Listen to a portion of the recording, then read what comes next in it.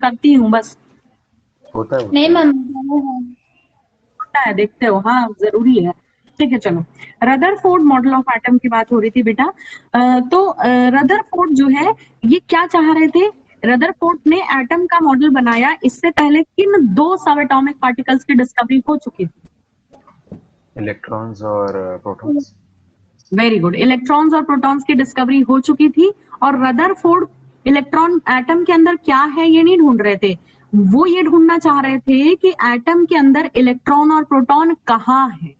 He wanted to find the location of electron and proton inside the atom. ये उनका location ढूंढने की कोशिश कर रहे थे।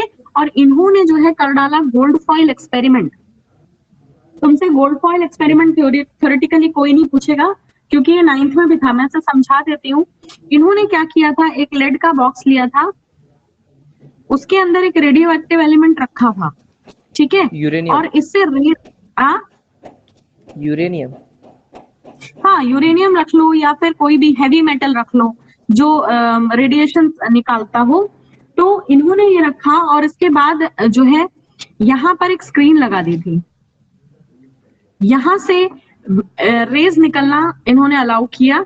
तो यहाँ पे एक स्प्लिट स्क्रीन लगाई थी, यहाँ से जब ये रेज निकली तो इन्होंने देखा कि बहुत कम रेज थी जो एकदम स्ट्रेट निकली हैं, बहुत कम, ठीक है। बहुत सारी कुछ एंगल से बिल्कुल बाउंस बैक हो गई और बाउंस बैक होके आ गई, ठीक है, समझ आया।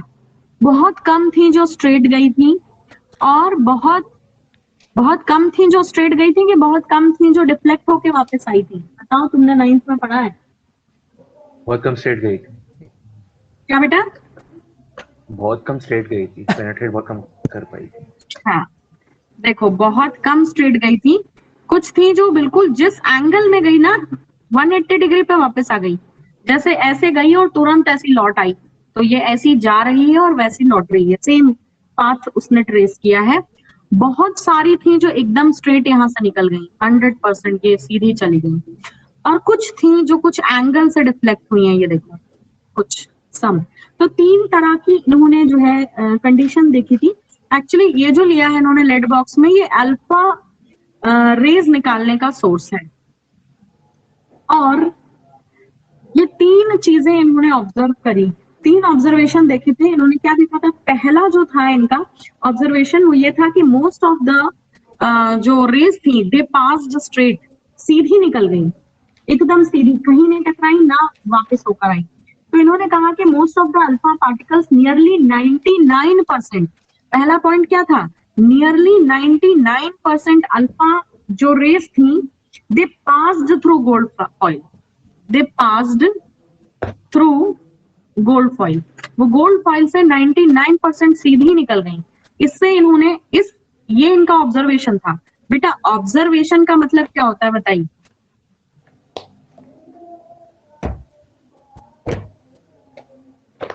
ऑब्जर्वेशन का मतलब है क्या बेटा? तेज बोला कर।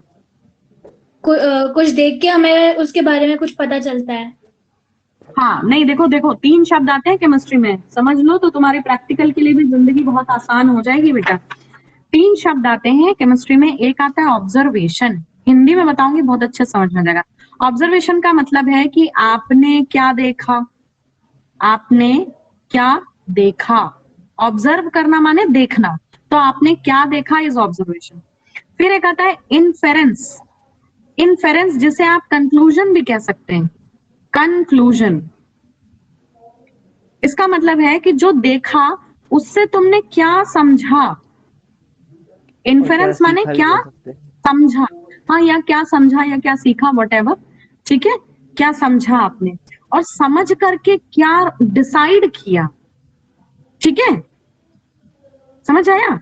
देखो इनफेरेंस और कंक्लूजन यानी क्या समझा या क्या सीखा, और उसको देखने के बाद आपको क्या बातें समझ में आ गई, दैट इज कंक्लूजन। कि आपने क्या समझ लिया और क्या फाइनली डिसाइड कर लिया कि ऐसा दिख रहा है माने ये ऐसा है, ठीक है। और इसके पहले एक और बात आती है, एक वो बात है एक्सपेरिमेंट, वो वर्ड है एक्सपेरिमेंट। तो एक्सपेरिमेंट का मतलब होता है तुमने क्या किया, एक्सपेरिमेंट माने तुमने क्या किया। ऑब्जर्वेशन मतलब एक्सपेरिमेंट करने के बाद तुमने उसको करने के बाद क्या देखा, और फिर देखने के बाद क्या समझा इज इन्फरेंस। तो क्या तुम्हें इन तीनों बातों का मतलब समझ में आया है, तीनों शब्दों का? Yes ma'am. तो अपन जब प्रैक्टिकल करते हैं ना तो भी ये तीन शब्द यूज होते हैं। तो एक्सपेरिमेंट करेंगे तो मतलब ये है कि इसमें ये मिला दो, तो ये एक्सपेरिमेंट हो गया। फिर मिला दिया तो पीला कलर आया, ये ऑब्जर्वेशन है। अब पीला कलर आया तो पीला कलर मान लो हल्दी देती है, तो मतलब ये हल्दी है, ये इन्फरेंस। समझाया मैंने एक एग्जाम्पल लेके जो तुम समझ सको छोटा सा। तो इन्होंने ऑब्जर्वेशन यानी क्या देखा, इन्होंने देखा कि 99% अल्फा रेस तो सीधी निकल गई। तो इन्होंने तीन ऑब्जर्वेशन किए थे, तीन बातें देखी थी, और इन तीन के बेसिस पे बेटा तीन कंक्लूजन दिए थे।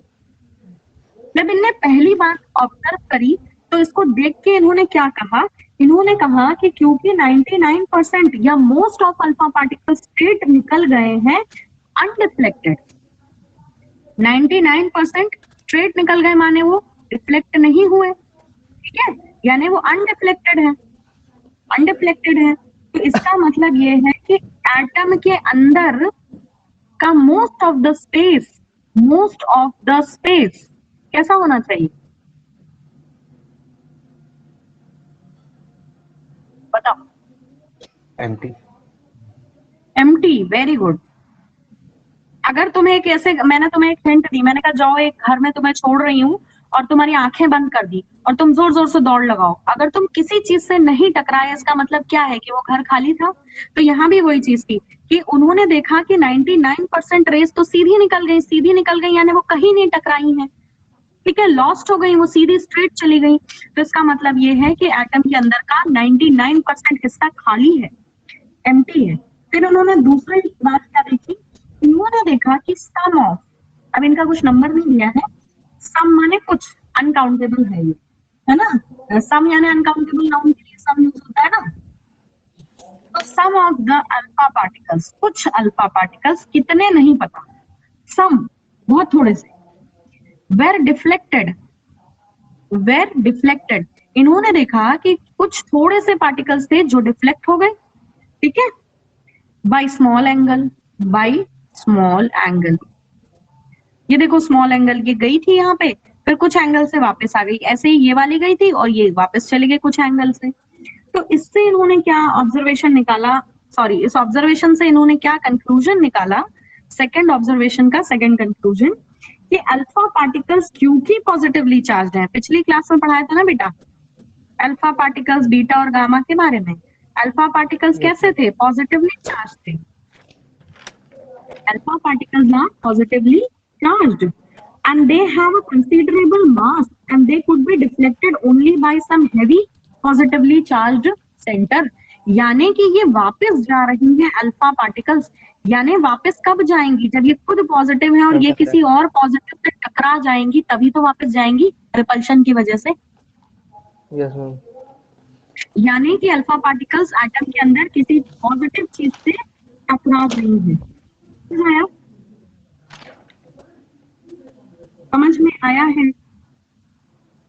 इसी पॉजिटिव चीज से जिससे ये अल्फा पार्टिकल्स टकरा के लौटी थी, इसी को उन्होंने न्यूक्लियस नाम दिया और बताया कि भैया जी, जैसा कि डेल्टन नहीं थे यार, इनके पहले कौन थे, थॉमसन अंकल जैसा कह रहे थे कि प्रोटॉन बिल्कुल तरबूजे के लाल पार्ट जैसा एटम के अंदर फैला, ऐसे फैला नहीं है, वो तो सेंटर में रखा हुआ है, एटम के सेंटर में है। इसी ऑब्जर्वेशन और इसी कंक्लूजन के कारण पता चला था कि न्यूक्लियस एटम के सेंटर में है। इतना समझ में आया है? Yes ma'am. इसके बाद तीसरा एक्सपेरिमेंट एग्जाम में आती है? नहीं आती है, अब 11th में नहीं आता है, लेकिन बेटा तुम्हें पता होना चाहिए, बुक में है। अगर देखो मैं कह दूंगी बुक में है, रीड कर लेना। हालांकि क्या करना चाहिए तुम्हें, मैडम के पढ़ाने के बाद पेंसिल लेकर एनसीईआरटी पूरी एक एक लाइन रीड करनी चाहिए, पर बच्चे नहीं करते हैं। इसलिए मैं कोशिश करती हूँ कि मैं खुद ही इतना पढ़ा दूं कि तुम एनसीईआरटी नहीं भी पढ़ो। मैं उम्मीद नहीं कर सकती ना तुमसे, क्योंकि तुमसे नहीं, मतलब तुम सबसे नहीं कर सकती, क्योंकि तुम्हारे पास और भी सब्जेक्ट्स हैं। इसीलिए मैं इतने डिटेल में पढ़ा देती हूँ कि मुझे लगता है ना भी पढ़े तो उसका काम चल जाए, तो मैं कोई बुद्धू ना बना सके कि भाई हमने तो अपनी कोचिंग में ऐसा पढ़ा, इसलिए मैं पढ़ा देती हूँ। क्योंकि ये सारी हिस्ट्री है, तुम्हें पता होना चाहिए, इससे कोई क्वेश्चन हार्डली आता है। पर मान लो कभी कॉम्पिटिटिव में कुछ आ गया, कोरिलेट कर लिया कि भैया क्या ऑब्जर्वेशन था, बताओ जरा, किस ऑब्जर्वेशन के बेसिस पे इन्होंने रदरफोर्ड ने कह दिया था कि न्यूक्लियस सेंटर में है, किनारे क्यों नहीं है? तो तुम्हें पता होना चाहिए क्योंकि कुछ अल्फा पार्टिकल्स टकराए थे और कुछ एंगल पे वापस चले गए थे, इसी वजह से उन्होंने कहा था। क्लियर है? Yes ma'am. फिर लास्ट और थर्ड ऑब्जर्वेशन इन्होंने दिया था अ वेरी फ्यू, बहुत कम particles, a very few particles, 1 in 20,000, 1 in 20,000, ठीक है, were either deflected by very large angle or were actually deflected back along their path।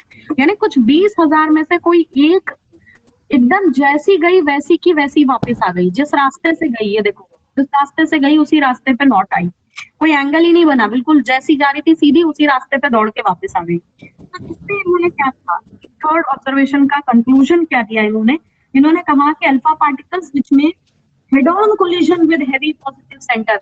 Head on समझते हो? देखो सेकंड वाला जो बोल रहा था वो ये बोल रहा था कि ये न्यूक्लियस यहाँ बैठा है, ये यहाँ टकराए तो डिफ्लेक्ट हो गए, कुछ एंगल बना, लेकिन जो एकदम सीधा जाके न्यूक्लियस में भिड़ गया वो तो बिल्कुल बाउंस बैक हो जाएगा ना उसी पाथ में। समझ में आ रहे हो? समझ में आ रहा है मतलब?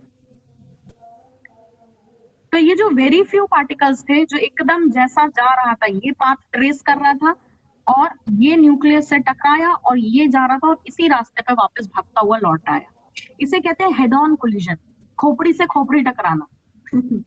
इसका मतलब पता है क्या होता है कि 100% पूरा का पूरा टकरा गया, कहीं कोने वोने से नहीं टकराया, बिल्कुल बीचों बीच टकराया। आई बात समझ में? Yes ma'am. तो ऐसा ये जो ऑब्जर्वेशन था इससे तो पता ही चल गया 100% कि वो न्यूक्लियस से टकराया है सेंटर में, ठीक है। और क्योंकि ऐसे पार्टिकल्स वेरी फ्यू है, 20,000 में से कोई एक दो पार्टिकल, तो इससे ये पता चला कि इससे ऑब्जर्वेशन क्या निकला, मतलब कंक्लूजन क्या आया कि जो न्यूक्लियस जो स्पेस घेरता है, the space occupied by nucleus, क्या लगता है कैसा होगा? By this heavy positive charge body. Heavy positive charge body किसके लिए कहा जा रहा है? न्यूक्लियस के लिए। Must be very small, must be very small.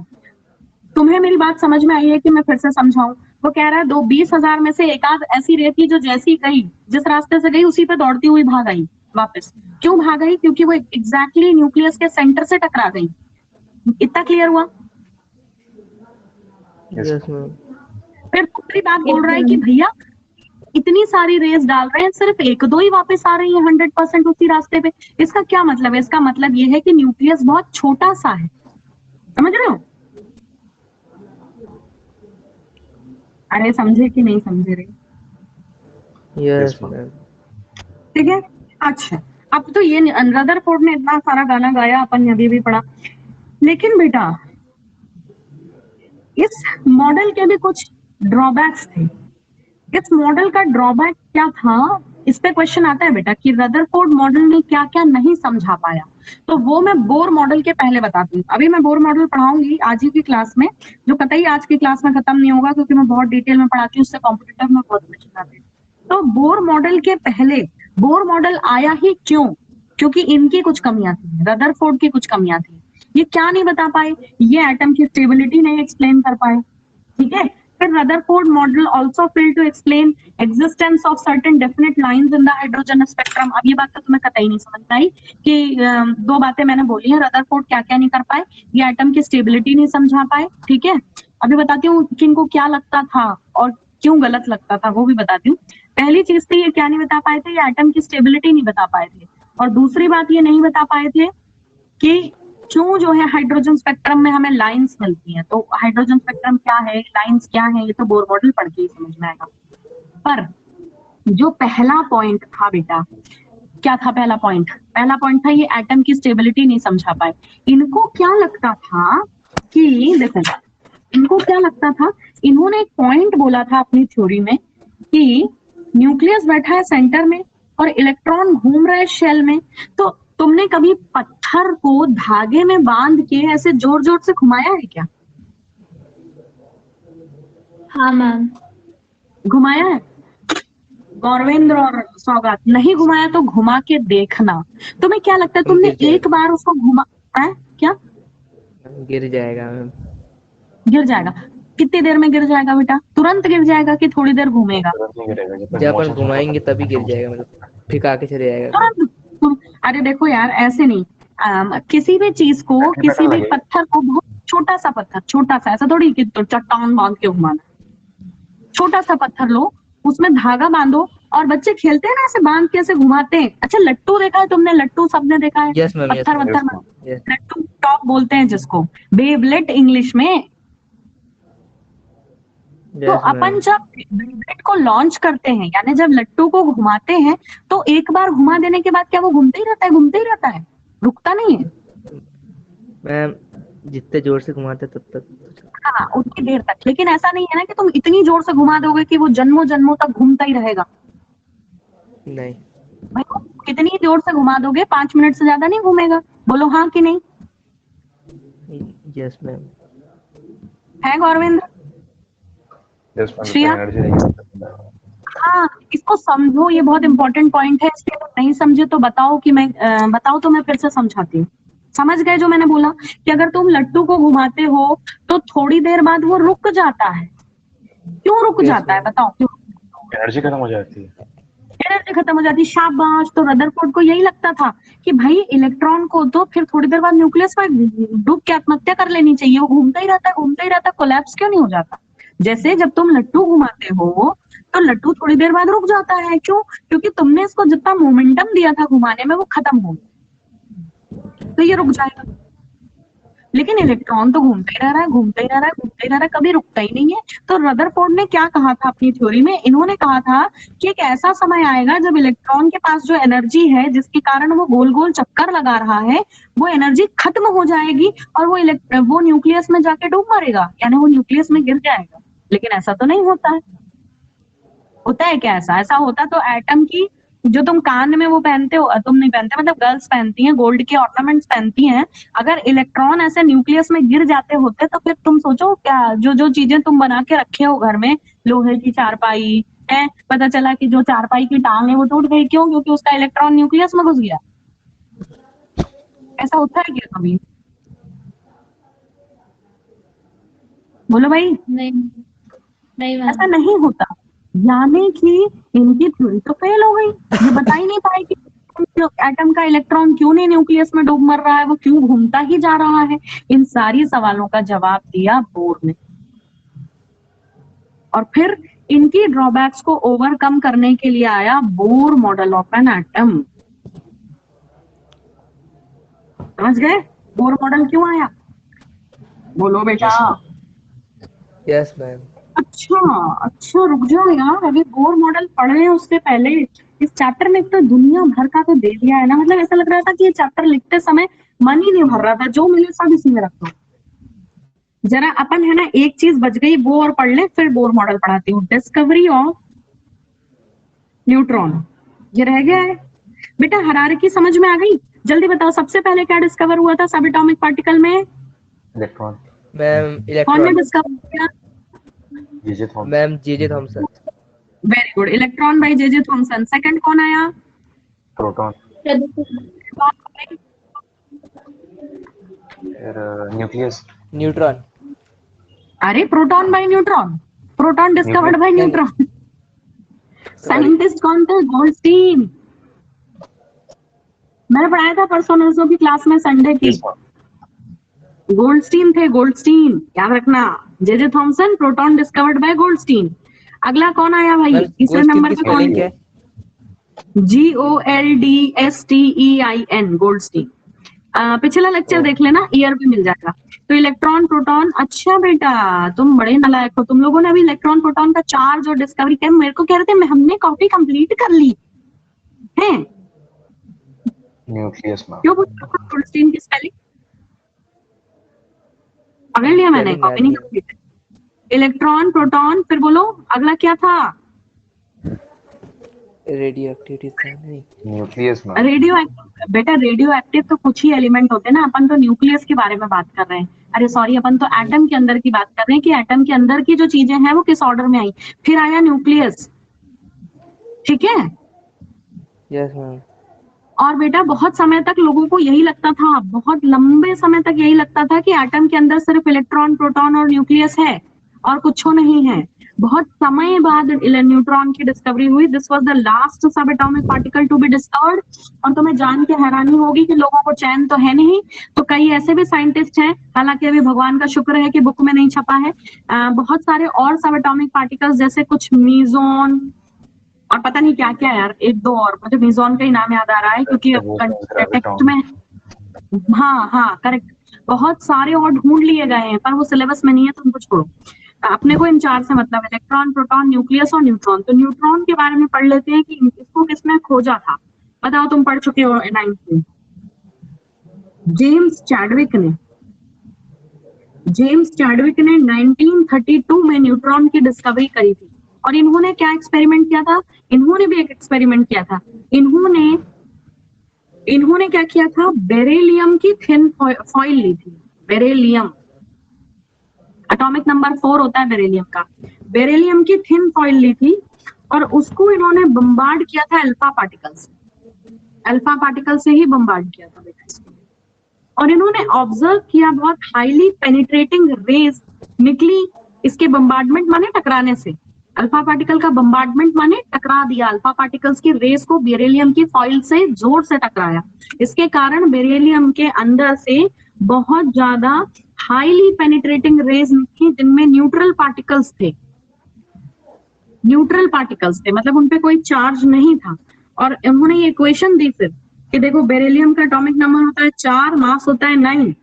इसको हीलियम, ये देखो अल्फा पार्टिकल किसके बराबर है? हीलियम न्यूक्लियस के बराबर, तो यानी हीलियम से टकराया इसको, तो क्या बना है? एक तो कार्बन बन गया होगा और दूसरा एक ये निकली highly penetrating rays of neutron निकले। और इन्हीं न्यूट्रल पार्टिकल्स को जो है बाद में न्यूट्रॉन नाम दिया गया। These are the neutral particles which were called neutrons, जिनको इन्होंने न्यूट्रॉन नाम दिया। समझ में आ गया है? Yes, ma'am. तो न्यूट्रॉन की क्या स्टोरी है? न्यूट्रॉन के ऊपर चार्ज कोई पूछे, न्यूट्रल माने जीरो चार्ज। और अगर कोई मास पूछ दे तो मास है 1.675 इंटू 10⁻⁻27 kg, इतना मास। क्लियर है? तो इसका सिर्फ मास ही मास है, चार्ज नहीं है इसके ऊपर। ये बच गया था तो ये मैंने पढ़ा दिया। हालांकि छोटे छोटे 2-3 टॉपिक्स और बचे हैं। एक बात बताओ मुझे, टाइम कितना बचा है? टाइम बताओ। 25 मिनट से 30 मिनट। 25-30 मिनट बचे हैं? अच्छा ठीक है, चलो वैसे भी बोर मॉडल एक क्लास में तो होगा ही नहीं। मैं अभी ये छोटी चीजें पढ़ा रही हूँ, तो मैं पहले कुछ छोटी चीजें हैं वो पढ़ा के खत्म करती हूँ, तभी बोर मॉडल पढ़ाऊंगी। देखो मैंने बेटा तुमको एटॉमिक नंबर, मास नंबर पढ़ा दिया था ना? Yes, हाँ ma'am. पढ़ा दिया। हाँ, एटॉमिक नंबर क्या था? नंबर ऑफ इलेक्ट्रॉन या नंबर ऑफ प्रोटॉन, ठीक है। और मास नंबर क्या था? Atomic number mass. Of neutron नहीं, plus number of Number of neutron, हम बात तो की हो गई। ठीक है। अब हमें 3 और नए टर्म्स पढ़ने हैं जो हैं आइसोटोप्स। सुना तो होगा ही तुमने। यस हाँ ना ma'am. Ma'am, isotope. Isobars and isotones. Tones नहीं सुना। क्या बेटा? आइसोटोन्स नहीं सुना आज तक। हाँ ठीक है, तो ये तीनों होते हैं, अपन एक एक करके पढ़ेंगे। एक और होते हैं आइसो इलेक्ट्रॉनिक स्पीशीज, वो अगले चैप्टर में पढ़ाऊंगी। बड़े सारे होते हैं यार अपने को, ये 3 हैं सिलेबस में। आइसोटोप्स। अब ये आइसोटोप्स क्या है बताओ, तुम्हें पढ़ा हुआ है तुम लोगों ने? Atomic number same रहता है, mass number different रहता है. हाँ, ये अधूरी डेफिनेशन है बेटा, this is incomplete. Atomic They are number like same है, मास नंबर, हाँ ma'am, they are like same element, same species element, yes but they have like yes same atomic number but different mass yes, number. very good. So isotopes of an element are the atoms of same element, ये element के atom है with, एक ही element के atom है तो same क्या हो जाएगा, atomic number, with atomic number same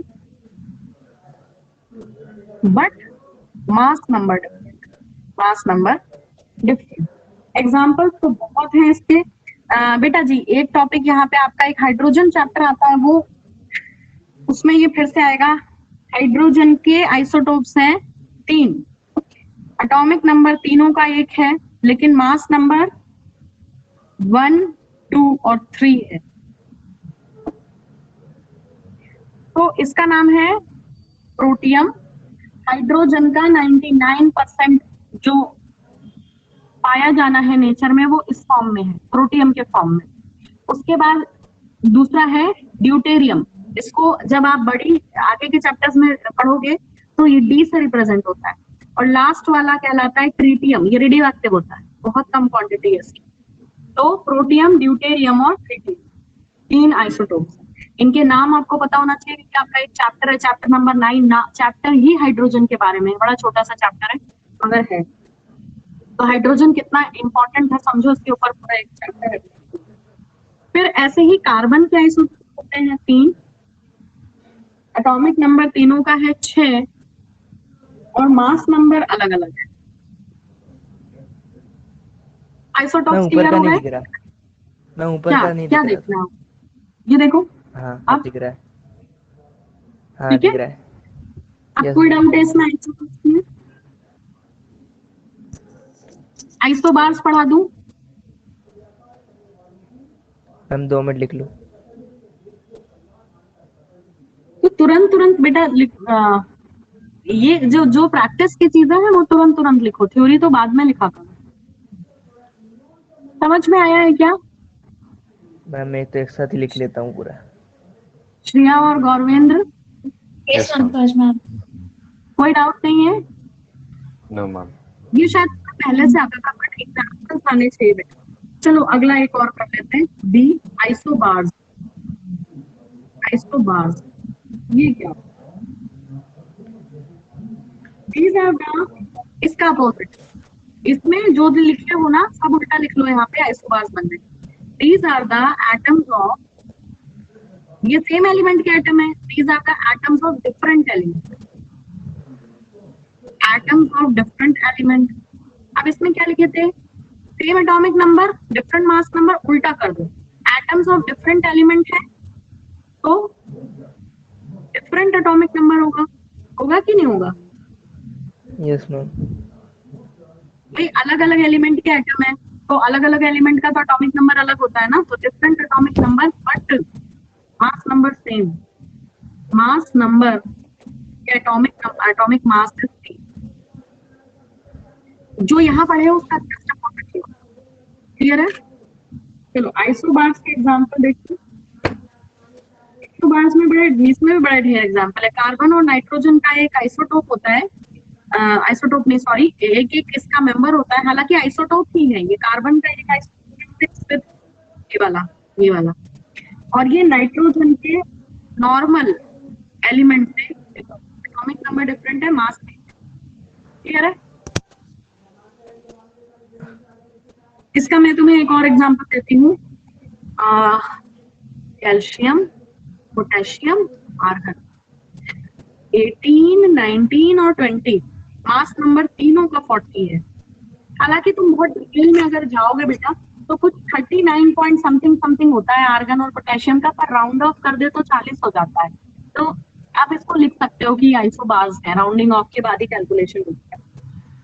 तो मैंने इसलिए बता दिया कि इनके मार्क्स जो है वो एग्जैक्ट 40 नहीं है, आर्गन और पोटेशियम के 39 पॉइंट समथिंग है, जिससे तुम कहीं पढ़ो तो तुम्हें मेरे ऊपर श्रद्धा ना खत्म हो जाए कि इनने गलत पढ़ा दिया, इसलिए मैंने बता दिया है।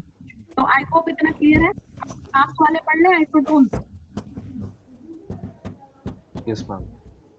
चलो अब ये क्या है, इनके नाम में ही इनके बारे में बात चुकी है, आइसोटोन्स। ये देखो, N for neutron, these are the atoms of, these are the atoms of different elements, These are the atoms of different element containing same number of n for neutrons.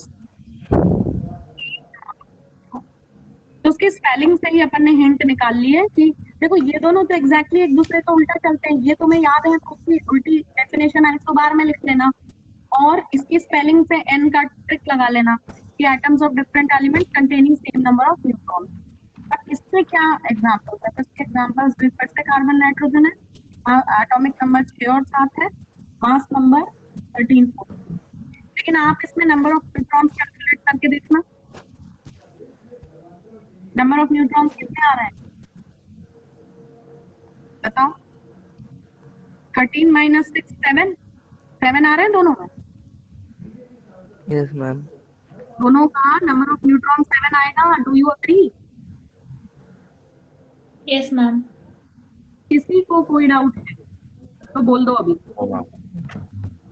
Okay अब जितने भी बहुत छोटे छोटे से चिंगी पिंगी से टॉपिक थे वो सारे हो गए हैं और अब बचे हैं मेजर टॉपिक। अब अपन देखेंगे Bohr model of an atom, जो कतई आज खत्म नहीं होगा क्योंकि बहुत बड़ा है और मैं पढ़ाती बहुत डिटेल एक्चुअली, इतना है नहीं एनसीईआरटी में जितना मैं पढ़ाती हूँ, पर क्योंकि कॉम्पिटिटिव में से क्वेश्चन जरूर आता है तो मैं सोचती हूँ अच्छे से ही पढ़े। Bohr model of an atom. अब देखो जब तक बोर मॉडल आया तब तक सब कुछ पता चल गया था, इलेक्ट्रॉन के बारे में भी, प्रोटॉन के बारे में भी, न्यूक्लियस के बारे में भी, न्यूट्रॉन के बारे में। तो जो बोर थे इन्होंने जो मॉडल दिया उससे रदरफोर्ड मॉडल की जो कमियां थी कि जो रदरफोर्ड को लगता था कि अगर एक जैसे पत्थर बांध के धागे में घुमाते हैं या लट्टू को घुमाते हैं थोड़ी देर बाद रुक जाता है, तो रदरफोर्ड को लगता था इलेक्ट्रॉन को भी तो कूद जाना चाहिए, न्यूक्लियस में एनर्जी उसकी भी खत्म होती होगी। कहाँ है भाई, कांस्टेंट एनर्जी किसी की भी नहीं है ना। तुम और मैं भी एक समय के बाद गिर के थक के सो जाएंगे, क्यों? क्योंकि एनर्जी लॉस हो जाता है हमारा, फिर हमें जब वापस एनर्जी मिलेगी तब हम फिर से काम करेंगे, पर इलेक्ट्रॉन तो कंटिन्यू काम कर रहा है। तो रदरफोर्ड नहीं समझ पाए थे कि दुनिया की ऐसी कौन सी ताकत है जो इलेक्ट्रॉन को लगातार घुमाती है। इसका जवाब दिया बोर ने। आया बात समझ में? मतलब आई बात समझ में? चलो अब देखो इन्होंने कुछ अजीब अजीब सी बातें कही थी अपने उसमें जो अपने को बड़े ध्यान से समझनी है।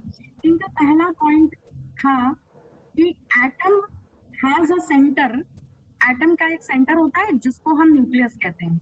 अच्छा हमें नहीं मालूम था, है ना?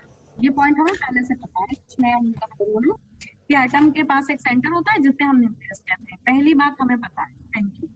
इसके बाद इन्होंने कहा, अब यहाँ से कहानी शुरू हुई, इन्होंने कहा इलेक्ट्रॉन कहाँ घूमता है भैया? तो इन्होंने कहा इलेक्ट्रॉन जो है ना फिक्स्ड, देखो फिक्स्ड, सर्कुलर यानी गोल गोल ऑर्बिट्स में घूमता है। याद है तुम्हें रदरफोर्ड को क्या लगता था? रदरफोर्ड को लगता था एटम के अंदर चटाई बिछी हुई है। याद है मैं तुम्हें जब इंट्रोडक्शन पढ़ा रही थी तो मैंने तुम्हें कई बार ये बात बताई। मैम मैम क्लास वाली एग्जांपल दिया था, क्लास है ना? हाँ क्लास वाला। देखो रदरफोर्ड को क्या लगता था कि रदरफोर्ड ने एक बात बता दी थी अपने गोल्डफॉयल एक्सपेरिमेंट से कि न्यूक्लियस तो सेंटर में ही पाया जा रहा है, न्यूक्लियस तो सेंटर में ही। ये बात रदरफोर्ड नहीं बताई, उन्हीं को क्रेडिट दे दो। लेकिन रदरफोर्ड को इलेक्ट्रॉन के बारे में ना कुछ नहीं पता था। इनको क्या लगता था इलेक्ट्रॉन कहीं भी पड़ा है, कटाई बिछी हुई, कहीं भी बढ़ जाता है, हमारा मन कहीं भी गिर जाएंगे। समझ आया? रदरफोर्ड को कुछ ऐसा लगता था, लेकिन बोर ने कहा कि ऐसा नहीं है, तुम्हारी ये बात तो सही है कि न्यूक्लियस सेंटर में है, पर जो तुम इलेक्ट्रॉन के लिए कह रहे हो वो गलत है। इलेक्ट्रॉन ऐसे चटाई पे नहीं बैठा है, इलेक्ट्रॉन के लिए तो प्रॉपर शेल्स लगी हुई भैया एटम के अंदर, ऐसे शेल्स लगी हुई।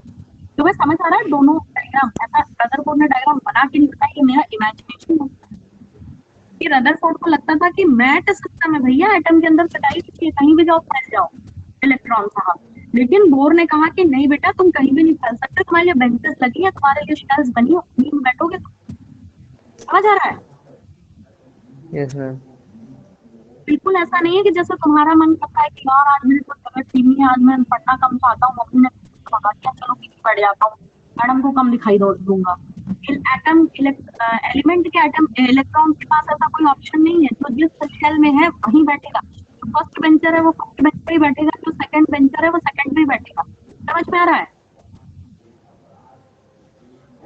यस। और जब ये अपनी सीट चेंज करते हैं ना तो तमाशा हो जाता है बेटा, तमाशा एटम के अंदर। यही सब अपन पढ़ेंगे। क्या सबको मेरी ये दोनों बातें समझ में आई हैं जो मैंने बताया कि मैट सिस्टम नहीं था, बोर ने कहा कि अंदर शेल यस मैम आ गया। तो बोर का कहना था कि इलेक्ट्रॉन फिक्स्ड सर्कुलर ऑर्बिट में घूमता है और उसकी एनर्जी भी फिक्स्ड है एंड इट इज हैविंग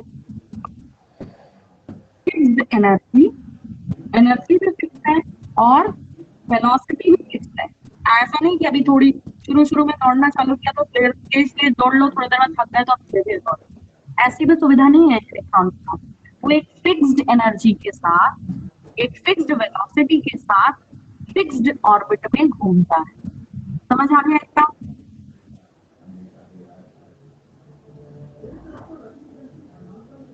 बोलो बेटा। Yes ma'am. Yes ma'am. Yes तो एक बात बताओ, थोड़ा सा तुम्हारा फिजिक्स का नॉलेज चेक करते हैं। जब इलेक्ट्रॉन गोल गोल घूम रहा है, कोई भी चीज जब घूम रही है ना, उसका अपना मास भी है, उसमें अपना मोमेंटम भी है, तो माने उसकी अपनी, हाँ मोमेंटम तो है क्योंकि वो घूम रहा है कि नहीं? एग्री करते हो? Yes ma'am. फिजिक्स कहती है कि जब कोई गोल गोल रास्ते पे घूम रहा होता है तो उसके मोमेंटम को अपन क्या कहते हैं? आइडिया है कुछ? एंगुलर मोमेंट है। वेरी गुड, शाबाश।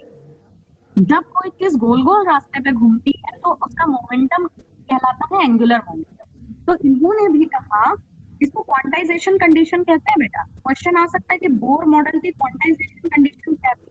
हालांकि तुम्हारी एनसीईआरटी पढ़ने वाले टीचर्स इतना अंदर से क्वेश्चन नहीं पूछेंगे, मगर फिर भी तुम बताओ क्वांटाइजेशन कंडीशन कहलाती है। कंडीशन क्या है? इनका कहना था बोर का कि electron revolve only in those circular orbit, सिर्फ उन्हीं सर्कुलर ऑर्बिट्स में इलेक्ट्रॉन घूमते हैं for which the angular momentum L, और विच द एंगुलर मोमेंटम किससे रिप्रेजेंट किया जाता है? L। N is integral multiple, समझाती हूँ अभी, है घबरा मत जाना, पता चला मैडम ने जब तक स्टेटमेंट लिखा बच्चा बेहोश हो गया। Integral multiple of h/2π। Bore का कहना था कि जब इलेक्ट्रॉन शेल में घूमता है तो वो कुछ एंगुलर मोमेंटम लेके घूमेगा जो कि h/2π के बराबर है, मतलब h/2π का फंक्शन होगा। अब ये कैसे निकालेंगे यार जरा? तो इन्होंने एंगुलर मोमेंटम का फॉर्मूला दे दिया, L = nh/2π। यहाँ पे n क्या होगी बताओ? Number of orbit. n number of shell होगा, नंबर ऑफ शेल। इतना समझ में आया बेटा? ये तो रटने वाली चीज है। इनका ये कहना था कि अगर कोई गोल गोल रास्ते पे घूम रहा है तो उसका कुछ एंगुलर मोमेंटम होगा और उस एंगुलर मोमेंटम का फॉर्मूला होगा nh/2π। इतना समझ में आ गया है? Yes ma'am. इसको बिल्कुल तुम ऐसे समझ सकते हो कि अगर सर्कस देखा है तुमने कभी, कहीं तो सर्कस देखा ही सुना होगा, तो एक वो ना कुआं में गोल गोल कोई Yes, बाइक ma'am, चलाता है, बहुत सा कोई कार चलाता है। अगर तुमसे कह दे तुम बड़ी अच्छी बाइक चलाते हो रोड पे, लेकिन तुमसे कह दे चलो गोल गोल कुएं में बाइक चलाओ, तुम्हारा क्या होगा? बीच में गिर जाओगे तुम, भाग और हाथ पैर बचेंगे कि नहीं वो भगवान भरोसे, है ना? तो वो लोग कैसे Yes, चला लेते? वो लोग कैसे चला लेते? अपन मैम नहीं उनको चला, प्रैक्टिस रहता है। उनको प्रैक्टिस है, यानी उन्होंने कुछ एंगल, कुछ स्पीड, कुछ मेजरमेंट, कुछ प्रैक्टिस पे नाप रखा है कि ऐसे ऐसे घुमाएंगे तो गिरेंगे नहीं। समझ में आ रहा है? तो बोर ने इलेक्ट्रॉन के लिए भी ऐसे ही कहा कि इलेक्ट्रॉन अपनी बाइक दौड़ाता है गोल गोल रास्ते पे, तुम नहीं दौड़ा सकते, और उन्होंने इसका फॉर्मूला भी दे दिया कि इस फॉर्मूले से वो दौड़ता है गोल गोल सर्कल में। छोटा सर्कल रखोगे तो h/2π से दौड़ेगा, बड़ा सर्कल रखोगे 2 शेल का तो 2h/2π से घूमेगा। देखो न्यूमेरिकल आएगा इस फॉर्मूले। मैं तुम्हें क्वेश्चन कराने जा रही हूँ जो कि कहाँ आया है, आइडेंटिटी का क्वेश्चन। चलो करो, बहुत आसान सवाल है, मुझे ओरल जवाब चाहिए बेटा। Tell the angular momentum, tell the angular momentum in second orbit। बोलिए। h/π। गलत जवाब बेटा। कैसे? हाँ सही है, सही है, सॉरी, बिल्कुल सही है। लेकिन क्या नाम है गौरव, मेरी बात ध्यान से सुनो बेटा, ऑप्शन पे डिपेंड करता है रूट कॉज। सेकेंड ऑर्बिट पे n की वैल्यू 2 हो जाएगी, बोलो हाँ। Yes ma'am. और for L is equal to NH upon 2 pi, तो n की वैल्यू 2 हो गई, तो we can write 2H upon 2 pi.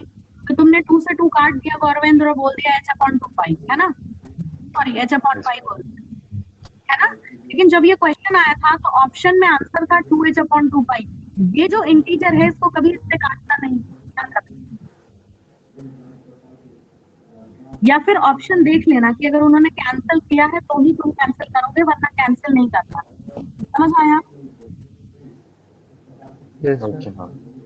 तो आंसर ये था। अगर यहाँ थर्ड ऑर्बिट ऑर्बिट बोल देंगे तो श्रिया क्या आंसर हो जाएगा बेटा?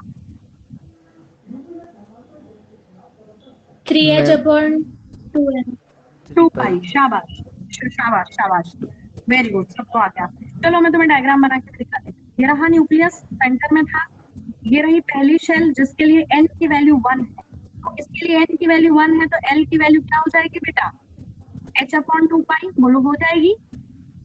Yes ma'am. फिर दूसरी शेल, जो कि शेल का नाम ही है, ये K शेल थी, ये L शेल है, इसके लिए n की वैल्यू 2 है, तो इसका एंगुलर मोमेंटम क्या हो जाएगा? 2H अपॉन 2 पाई, जो तुमने अभी निकाला। फिर अगर कौन सी शेल आ गई है? M shell. M शेल के लिए n की वैल्यू 3 होती है, तो इसका L क्या हो जाएगा? 3H अपॉन 2 पाई, जो श्रिया ने बताया। तुम्हें समझ में आ गया बेटा? Yes ma'am. मैम थोड़ा ऊपर कर यानी दिखाइए। ये लो, एक बात बताओ बेटा, इन्होंने इस वाली बात को कहा कि क्वांटाइजेशन कंडीशन, इलेक्ट्रॉन जो है वो क्वांटाइजेशन कंडीशन में घूमता है। तो कहीं भी क्वांटाइजेशन वर्ड आता है ना, तो बेटा उसका क्वांटाइजेशन का मतलब होता है अवेलेबल इन, लिख लेना नहीं तुम सोचते रहोगे क्वांटाइजेशन रटना नहीं है, समझ लो, अवेलेबल इन फिक्स्ड अमाउंट। कोई चीज जब फिक्स्ड अमाउंट में है तो उसे क्वांटाइज्ड कहते हैं। भाई ये सारे इलेक्ट्रॉन्स क्वांटाइज्ड है ना, इनकी एनर्जी वेनर्जी सब फिक्स्ड है भाई। देखो ये यहाँ पे जो 2 इलेक्ट्रॉन तुम घुमाते हो के शेल में, उनका एंगुलर मोमेंटम दोनों का H अपॉन 2 पाई होगा। जिनको 8 इलेक्ट्रॉन को तुम L में घुमाते हो, उनका एंगुलर मोमेंटम 2H अपॉन 2 पाई होगा। समझ रहा है ना बात, कि N शेल में जो है, क्या बोलो, K शेल में जो है उनका एंगुलर मोमेंटम फिक्स है, जो L में है उनका अपना फिक्स है। समझ रहे हो, सबका अलग अलग एंगुलर मोमेंटम है, क्योंकि सब अलग अलग गोले में घूम रहे हैं। आया समझ में? Yes ma'am. तीनों को बेटा। Yes ma'am. अब आओ वो वाला पॉइंट, वो चौथा पॉइंट मैं तुम्हें बताने जा रही हूँ, जो तुम्हें बड़ा मजा देगा। अभी तुमने ना सोचा था, मैंने तुम्हें सोचने पे मजबूर किया था कि तुम पत्थर मानते हो और घुमाते हो, तो वो थोड़ी देर बाद है ना पत्थर, जो जिस धागे में तुमने पत्थर बांधा है तुम्हें करके देखना, तो तुम जितनी देर उस तुम्हारे हाथ का मोमेंटम रहेगा, जितनी एनर्जी दी उतनी देर वो पत्थर घूमेगा, और फिर वो धागा तुम्हारे पैरों की तरफ लिपट जाएगा या तुम्हारी बॉडी में लिपट जाएगा और रुक जाएगा पत्थर। या तुमने अगर जो है वो लट्टू घुमा रहे हो तो वो भी रुक जाएगा, कारण तुमने खुद बता दिया था। लेकिन इलेक्ट्रॉन नहीं रुकता है ना, रदरफोर्ड को समझ में नहीं आया क्यों नहीं रुकता, उनको लगता था तो गिर जाना चाहिए न्यूक्लियस में। इसका जवाब दिया बोर ने। बोर ने क्या बोला कि बेटा देखो, कोई चीज अगर लगातार घूम रही है, फिक्स एनर्जी से घूम रही है, फिक्स रास्ते पे घूम रही है, अगर मैं एक गाड़ी चला ले, अपन एक कार चलाते हैं एक रास्ते पर, तो क्या वो लगातार तुमने एक बार चला दी और वो चलती ही रहेगी, कभी रुकेगी नहीं, खत्म हो जाएगा ना उसका पेट्रोल, तो रुक जाएगी, रुक जाएगी ना। Yes ma'am. तो इलेक्ट्रॉन का पेट्रोल क्या है? इलेक्ट्रॉन क्यों नहीं रुक जाता, क्यों नहीं न्यूक्लियस में गिर जाता? इसका जवाब दिया बोर ने, और उन्होंने कहा कि जब इलेक्ट्रॉन रिवॉल्व करता है शेल में, तो बेटा जी इलेक्ट्रोस्टैटिक फोर्स लगता है उसके ऊपर। देखो कौन लगाता है, अभी मजा आया। इलेक्ट्रोस्टैटिक फोर्स लगता है, कहाँ कहाँ? Between electron and nucleus. Nucleus है जो इलेक्ट्रॉन के ऊपर ऐसी एनर्जी देता है कि इलेक्ट्रॉन उसकी मोह माया में गोल गोल उसके चक्कर लगाता रहता है। समझ में आया? तो ये इलेक्ट्रोस्टैटिक फोर्स है जो इलेक्ट्रॉन और न्यूक्लियस के बीच में लग रहा है, और इसी कारण से न्यूक्लियस प्रोवाइड करता है इलेक्ट्रॉन को सेंट्रीपिटल फोर्स। क्या होता है भैया सेंट्रीपिटल फोर्स? क्या होता है फिजिक्स वाले लोग बताओ। बाहर की तरफ लगता है, जैसे मतलब अंदर से बाहर लगता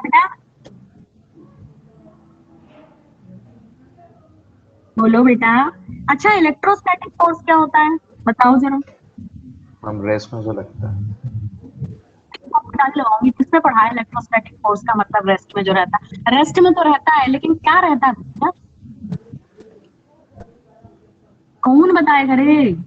स्ट्रॉन्गेस्ट कोई फोर्स तो ऑफ बता दो। अट्रैक्शन रहता है इलेक्ट्रोस्टैटिक फोर्स, और मतलब रेस्ट में अप्लाई होता है, मोशन नहीं रहता। होता क्या है बेटा, होता क्या है? तुमसे किसी ने पूछा पढ़ना मैडम कौन है, तुमने बोल दिया हाँ मैम, हम उन्हें जानते हैं, वो भोपाल में रहती हैं, वो जो है 7:45 से हमें पढ़ाती हैं, कई बार है ना क्लास टाइम पे नहीं छोड़ती हैं, संडे को भी सुबह सुबह उठने पे मजबूर करती है, पर सामने वाले को ये नहीं बता रहे हो कि केमिस्ट्री की टीचर है, जो कि मेन बात है। तो तुम दुनिया भर की बातें बता रहे हो इलेक्ट्रोस्टैटिक फोर्स के बारे में, मगर तुम ये नहीं बता रहे कि इलेक्ट्रोस्टैटिक फोर्स कहाँ लगता है, क्यों लगता है, क्या होता है। श्रिया, तुम्हें पता है क्या होता है? मैं तुम्हें फिजिक्स भी पढ़ाऊं, एटम्स में लगता है गंदे मैम, कहीं। क्या? एटम्स में लगता है। कहाँ लगता है? मैम एटम्स में लगता अरे वाह, क्या बात है। हम तो क्या पता नहीं घास फूस पढ़ रहे थे यहाँ पे, हैं? कुत्ता बिल्ली पढ़ रहे हैं, एलिमेंट पढ़ रहे हैं, तो एटम में ही लग रहा होगा ना। बेटा देखो, इलेक्ट्रोस्टैटिक फोर्स अगर सिर्फ एटम में लगता तो फिजिक्स में क्यों लगता है मेरे लाल? फिजिक्स में क्यों लगता है? है। Electricity ma'am. देखो, आज सीख लो। Electrostatic force is the force between, ये मैं ऐसा बिटवीन लिखती हूँ, सीख लो है शॉर्ट फॉर्म में, बिटवीन चार्जेस, टू चार्जेस, जिनका मैग्नीट्यूड हमेशा बराबर होता है, अरे सॉरी बराबर होता है लेकिन अपोजिट होता है। It the force which applies between two charges. तो यहाँ पे कौन से दो चार्ज है भैया? एक तो न्यूक्लियस का पॉजिटिव चार्ज और एक इलेक्ट्रॉन का नेगेटिव चार्ज। तो इनके बीच में इलेक्ट्रोस्टैटिक फोर्स लग रहा है। देखो तुम है ना फिजिक्स में बहुत सारे ऐसे क्वेश्चन करोगे, गधों, ये यहाँ चार्ज है Q1 प्लस Q1, एक यहाँ चार्ज है माइनस Q2, अब बताओ इनके बीच का इलेक्ट्रोस्टैटिक फोर्स क्या है? फिर तुम इसमें वाली इक्वेशन पढ़ते हो, एप्सिलॉन नॉट वाली। कूलम्स लॉ वाली। हाँ वो देखो, इलेक्ट्रोमैग्नेटिक है तो मैम। इलेक्ट्रो, यार कहीं तो भी पढ़ते हो, मैं फिजिक्स भूल गई, बहुत समय पहले पढ़ा था मैंने, अब मैं सिर्फ 10th तक पढ़ाती हूँ। 4-5 साल हो गए मुझे फिजिक्स से नाता तोड़े हुए, कभी बहुत अच्छी हुआ करती थी, अब नहीं है। तो फिर भी जितनी केमिस्ट्री में लगती है मैथ्स और फिजिक्स, उतनी मुझे अच्छे से आती है। तो electrostatic force is the force which is operating between two charges which are of opposite charge, charge ही अपोजिट है। तो यहाँ पे वो चार्ज क्या है? पॉजिटिव न्यूक्लियस है बेटा, और नेगेटिव इलेक्ट्रॉन्स हैं, इनके बीच में इलेक्ट्रोस्टैटिक फोर्स है। और न्यूक्लियस फिर सेंट्रीपिटल फोर्स देता है, जिसकी वजह से घूमता रहता है इलेक्ट्रॉन, गोल गोल गोल गोल गोल गोल। समझ आया? Yes ma'am. एक बात बताओ रे, अभी रुको, देखो फिजिक्स में तुम्हें कुछ तो भी पढ़ाया होगा, आप आधा नहीं छोड़ेंगे। फिजिक्स में क्वेश्चन ऐसा आता है कि दो चार्जेस हैं Q1 और Q2, इनके बीच की दूरी है r, डिस्टेंस इज r, ठीक? तो इनके बीच का फोर्स बताओ, क्या इक्वेशन लगती है रे? अब फॉर्मूला है ये ना तो वो पढ़ा वाला, तुमने इलेक्ट्रोमैग्नेटिक है, का 9th में नहीं, 11th में ही है। फॉर्मूला है वो मेरे को ग्रेविटेशनल वाला, इलेक्ट्रोमैग्नेट का है। जल्दी बताओ। F is equal to ma'am book one copy over खोलनी फोर पड़ेगी, याद पाई नहीं है। Epsilon into Q1 into Q2 upon R square. वहां पर M1 M2 भी लगता है उसके Q1 के नीचे सब्सक्रिप्ट में। कहाँ पे? Q1 की सब्सक्रिप्ट में M1 लगेगा और Q2 की सब्सक्रिप्ट में M2 लगता है। मास 1 मास 2। अच्छा अच्छा अच्छा अच्छा, ओके। अपने को यहाँ जरूरत नहीं, क्योंकि मास तो इतना छोटा है ना, नेग्लेक्ट कर लो, ठीक है? ओके देखो, मैम। अब आप इसमें एक चीज दो, अभी मैं मास भी लेके आती हूँ, लेकिन रुक जाओ। यहाँ पे दो तरह के चार्जेस अप्लाई हो रहे हैं बेटा, जरा ध्यान देना। अगर अभी हमने यहाँ पे मास की तो कोई बात ही नहीं की थी, हमने सिर्फ चार्ज की बात की थी कि एक चार्ज Q1 है, दूसरा Q2 है। अरे टाइम कितना हो गया रे? मैम 50 बहुत मिनट मैम। सारा हो गया। चलो चलो, बस बस 5 मिनट और पढ़ाऊंगी, है ना? ये वाला पॉइंट खत्म कर दूं, फिर अगला पॉइंट अगले क्लास में पढ़ाऊंगी। देखो, ये इक्वेशन समझ में आई है? अगर ये एक पार्टिकल है, if a particle is there, इसका मास m है, particle of mass m, and velocity v is there, velocity v, mass हो जाए m और वेलोसिटी हो जाए v, और वो घूम रहा है in a circle of radius r, radius r। देखो यहाँ पे चार्जेस कहाँ रखे हैं, सीधी लाइन में रखे हैं फिजिक्स के हिसाब से, तो ये इक्वेशन लगती है। लेकिन हमारे जो चार्ज है वो सीधी लाइन में नहीं रखे हैं, हमारे चार्ज तो कहाँ है, एक तो गोले के अंदर बैठा है, एक गोले के बाहर बैठा है। तो ये तो हालांकि यहाँ भी सीधी लाइन बन रही है पर वो कंटिन्यू घूम रहा है, तो घूम रहा है तो जब घूम रहा होगा तो मास और वेलोसिटी भी तो जाएगा, इसलिए हम ये लिख रहे हैं। समझ में आया? तो इस समय यहाँ पर जो फोर्स लग रहा है, जैसे तुम सेंट्रीपिटल फोर्स बोल रहे हो, वो होगा it is equal to mv square upon r, यानी मास इनटू वेलोसिटी का स्क्वायर अपॉन डिस्टेंस। अब एक चीज और है, जो तुम्हारा नॉर्मल फोर्स है, जो तुमने अभी यहाँ इक्वेशन लिखी थी, ये फोर्स जो इन दो चार्जों के बीच में लग रहा है, Q1 Q2 के बीच में, और जो फोर्स तुम्हारे दोनों चार्जेस के बीच में लग रहा है, जो कि तुम कह रहे हो ये है mv स्क्वायर बाई r, इनका मैग्नीट्यूड बराबर होना चाहिए, क्योंकि फिजिक्स में बात अलग और केमिस्ट्री में अलग तो नहीं हो सकती ना दो चार्जेस। तो जब पहली और दूसरी इक्वेशन का लेफ्ट साइड सेम है तो राइट साइड भी सेम होगा, यानी 1/4 पाई एप्सिलॉन और आपका Q1 Q2 by r square it is equal to mv square by r। अब एक चीज, आपका जो Q1 है बेटा, देखो मैं इस इक्वेशन में कुछ चीजें चेंज कर रही हूँ। जो आपका Q1 है वो इलेक्ट्रॉन का चार्ज है और जो Q2 है वो न्यूक्लियस का चार्ज है, यानी Ze है। अब ये Ze मैं बाद में बताऊँ, न्यूक्लियस का भी कुछ चार्ज होता है ना, न्यूक्लियर चार्ज, उसे Ze से रिप्रेजेंट करते हैं। Upon r square is equal to mv square by r। जब आप इसे सॉल्व करोगे, ठीक है, तो कुछ नहीं होगा, ये e और e मल्टीप्लाई हो जाएगा, बाकी पूरी इक्वेशन एज इट इज रहेगी। 1/4 pi epsilon Ze square upon r square is equal to mv square by r। ये इक्वेशन है। इसका क्या यूज है? सर कोई यूज नहीं, बस मैंने तुम्हें बताया कि बुक में ऐसे डेरिवेशन लिखे हुए, तो बुक में लिखे हैं तो मैंने पढ़ा दिया, अदरवाइज पर ना तो कोई क्वेश्चन आने वाला है ना ही कोई कॉन्सेप्ट। कभी तुमसे कोई पूछे कि कौन सा फोर्स है जिसके कारण से इलेक्ट्रॉन जो है वो न्यूक्लियस में गिरता नहीं है, तो ये चल रहा है, ये बैलेंस है, ये बैलेंस कर रहा है, इसके कारण से इलेक्ट्रॉन कभी भी गिरता नहीं। क्या इतना समझ में आया है? Yes ma'am. ठीक है, अब इस अपन नेक्स्ट क्लास में पढ़ेंगे। ये टॉपिक अपना 1/3 हो गया है, पर अभी इस पे काफी कुछ बाकी है। आई होप इतना क्लियर था। अच्छा बेटा, एक चीज, तो वैसे तो कोई प्री प्लान नहीं है, पर मेरी माता जी का जन्मदिन है, अगर कुछ सडन प्लान हो जाता है तो मे बी कि मैं सैटरडे की क्लास कैंसिल करूं, लेकिन अगर मैं कैंसिल करूंगी तो उसको कहीं ना कहीं एडजस्ट करूंगी, या तो मैं संडे को कोई एक्स्ट्रा क्लास ले लूंगी, या फिर मैं कोशिश करूंगी कि मैं कैंसिल ही ना करूं, क्योंकि सिलेबस खत्म करना है अपने को। मगर अगर कुछ ऐसा होता है कि मुझे करनी पड़ती है क्योंकि फैमिली गेट टुगेदर है, तो मुझे नहीं पता मैं किसी को भगा सकती है ना, तो अगर मैं टाइम से फ्री हो गई तो